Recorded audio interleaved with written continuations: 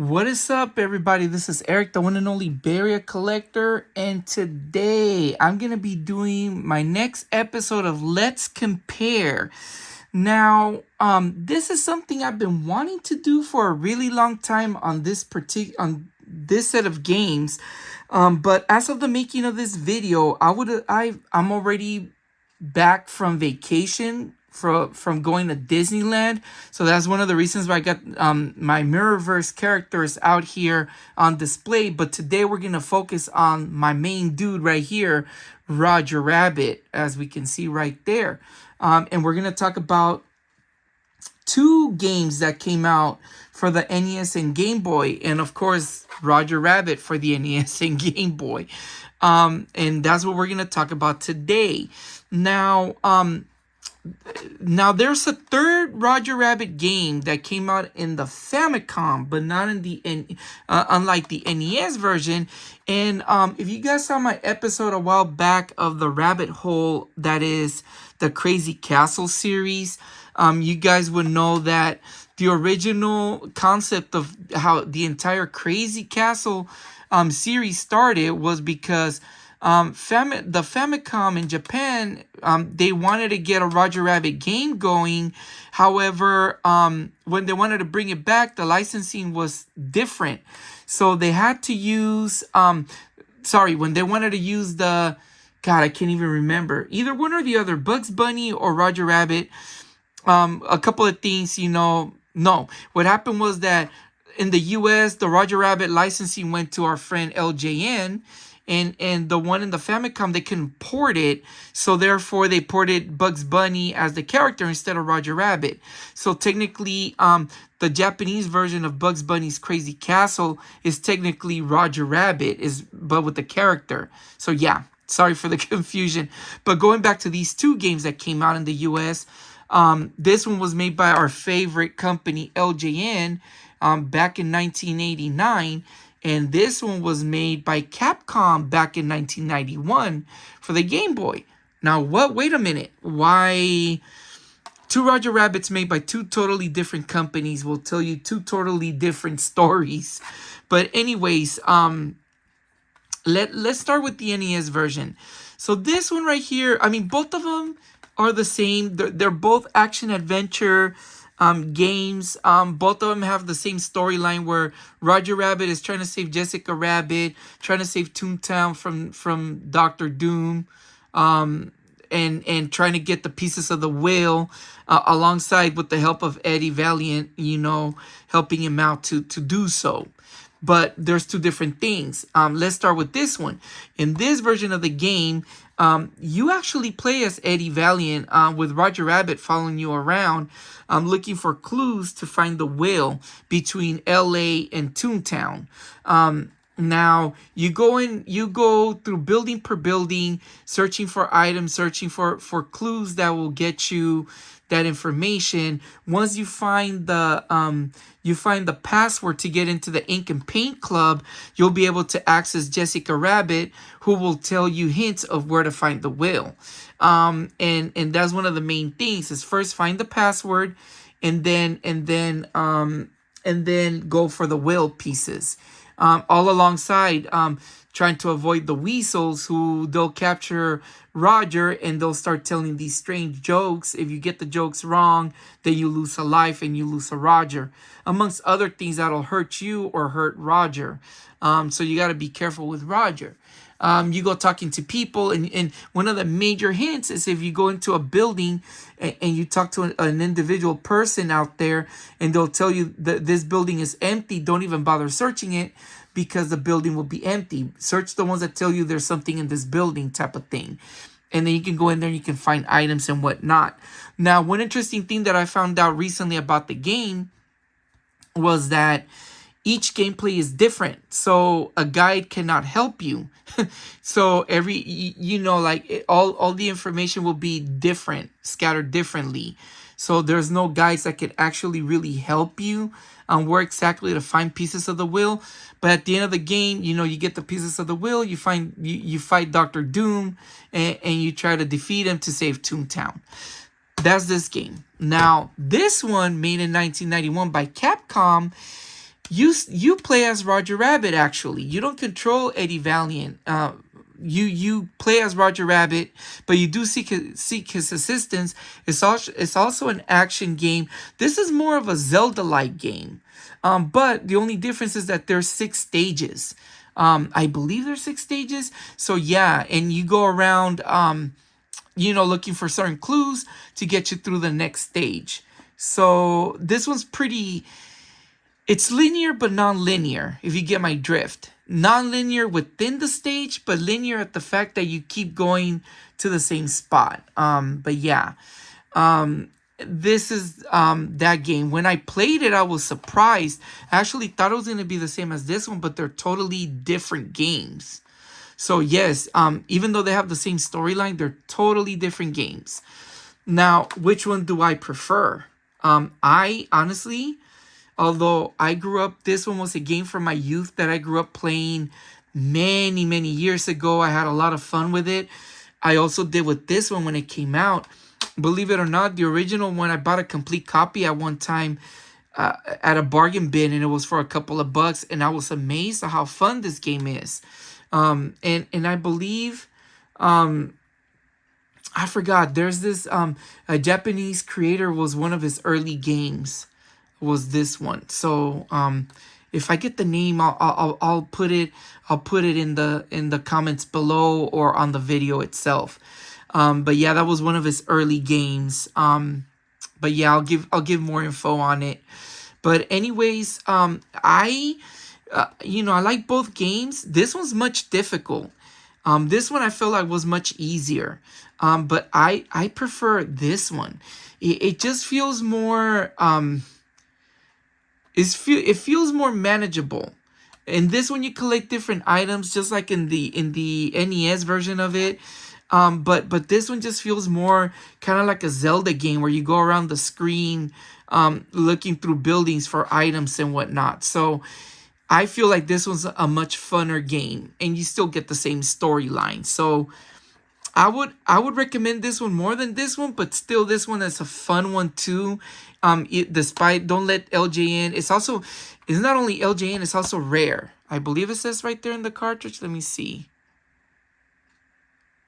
No, it doesn't mention Rare, but it's made by LJN. It's also made by in part with Rare. But yeah, what does it say? Power Play series. Wow, Power Play series. Yeah, very early game for LJN. But all in all, they're fun games. But I'll recommend this one. Give both a try, but I recommend this one. So anyways, I will leave you guys with the gameplay footage of the game. Now for the NES, I apologize because I just went around so you guys can get a feel of what the game looks like and kind of like how you guys could go about in the game. Unfortunately, I wasn't able to get the password to the Ink and Paint Club because my game kind of did a wacky thing because I used cheats on both games to get by. Whereas this one, I believe I went through the second stage or the first stage and part of the second stage, I believe, and got to the third stage. I can't remember, but I did a couple of gameplay footages. For this one, I went longer. But yeah, you can see that I enjoyed this one better. But all in all, they're fun games. Great games, and a game to review for being back from my vacation at Disneyland. So yeah, definitely 2 games to take a look at. Anyways, this has been Eric, the one and only Barrett Collector. Thank you so much, you guys, for watching. I appreciate it. You guys take care. Peace out.